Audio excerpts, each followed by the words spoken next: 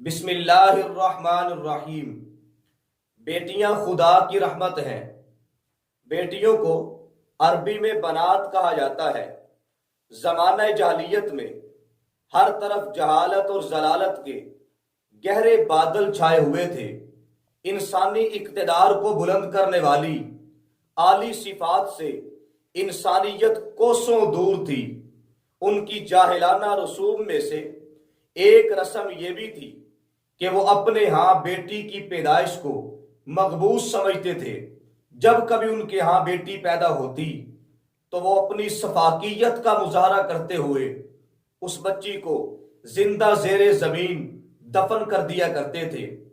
قرآن کریم نے ان کی بیٹیوں سے نفرت کو ان الفاظ میں بیان فرمایا، جس کا ترجمہ یہ ہے کہ جب کبھی ان کے ہاں بیٹی کی پیدائش ہوتی تو وہ ان کے چہرے سیاہ ہو جاتے اور وہ دل ہی دل میں گھٹنے لگتے۔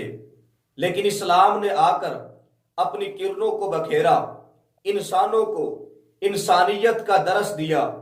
یہ گندی رسم خود بخود دفن ہو گئی۔ جہاں اسلام نے اور مردوں کے حقوق بتلائے ہیں، وہاں عورتوں کے حقوق بھی بتلائے۔ عورتوں کی عزت آبرو کی حفاظت کے مکمل طور پر احکامات صادر فرمائے اور قوانین وضع فرمائے۔ جناب نبی کریم صلی اللہ علیہ وسلم نے اپنے فرمودات میں بھی بیٹیوں کی پرورش کرنے کی فضیلت بیان فرمائی۔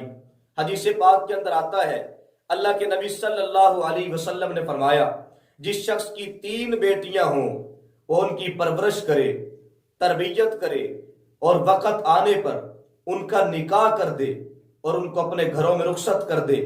حضور نے شہادت والی انگلی کے ساتھ دوسری انگلی ملا کر فرمایا کہ وہ جنت میں میرے ساتھ ایسے ہوگا جیسے یہ 2 انگلیاں ایک دوسرے کے ساتھ ملی ہوئی ہیں۔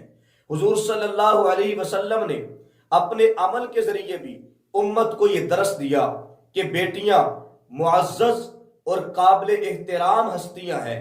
حضور صلی اللہ علیہ وسلم کی سب سے چھوٹی بیٹی لخت جگر سیدہ فاطمہ الزہراء رضی اللہ تعالی عنہا جب بھی حضور کو ملنے آتی تو اللہ کے نبی ان کے استقبال کے لیے کھڑے ہو جاتے تھے اور اپنی چادر بیٹی کے نیچے بچھاتے تھے۔ حضور صلی اللہ علیہ وسلم کی ایک حدیث ہے، اللہ کے نبی صلی اللہ علیہ وسلم نے فرمایا کہ فاطمہ میرے جگر کا ٹکڑا ہے۔ جس نے فاطمہ کو تکلیف پہنچائی اس نے مجھ محمد کو تکلیف پہنچائی۔ اور عمومی تجربہ سے بھی یہ بات ثابت ہے کہ بیٹوں کی بنسبت بیٹیاں ماں باپ کی زیادہ خدمت کرتی ہیں۔ اور جب بوڑھا باپ شام کو تھک ہار کر واپس گھر لوٹتا ہے تو یہی معصوم کلیاں، یہی محبت اور الفت کی پیکر اپنے باپ کا سب سے پہلے سہارا بنتی ہیں۔ اور جب والدین دنیا سے چلے جائیں تو رات کی خلوتوں میں اپنی آنکھوں میں آنسوؤں کی لڑیاں پرو کے، اپنی آنکھوں میں آنسوؤں کی لڑیاں سجا کر رات کی خلوتوں میں اپنے رب کے سامنے دعائیں کرنے والی یہی بیٹیاں ہوتی ہیں۔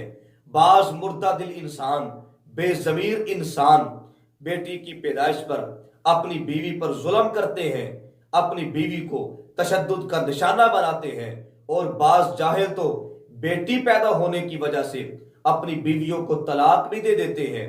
یاد رکھیں، بیٹیاں خدا کی رحمت بن کر آتی ہیں، اور خدا کی رحمت آنے پر ناگواری کا اظہار کرنا، نفرت کا اظہار کرنا بدقسمتی اور بدبختی کی علامت ہوتی ہے۔ اور اگر شریعت مطہرہ کی تعلیمات پر غور کیا جائے تو شریعت مطہرہ کی تعلیمات میں سے ایک اہم تعلیم مہمانوں کی مہمان نوازی کرنا بھی ہے۔ تو یاد رکھیں، اگر بیٹیوں کو دیکھا جائے تو ہمارے گھروں میں یہ کچھ عرصے کی مہمان ہیں، پھر جب یہ اپنے گھروں کو رخصت ہو جائے گی، ہماری 4 دیواری سے نکل کر، ہماری دہلیز سے نکل کر دوسرے گھر کی 4 دیواری میں داخل ہو جائیں گی۔ ان کا احساس ہمیں اس وقت ہوگا۔ یاد رکھیں، بیٹیوں کی پرورش، تعلیم و تربیت اور ان کی جائز خواہشات کو پورا کرنے میں ہرگز کوتاہی نہیں کرنی چاہیے۔ ان کی کمی کا احساس ہمیں اس وقت ہوگا جب یہ اگلے گھر کے اندر چلی جائیں گی، جس وقت ہمیں اپنے گھروں کے اندر سناٹا محسوس ہوگا، اور پھر ہم حسرت کریں گے کہ کاش ہم اپنی بیٹیوں کی قدر کر لیتے، ہم اپنی بہنوں کی قدر کر لیتے۔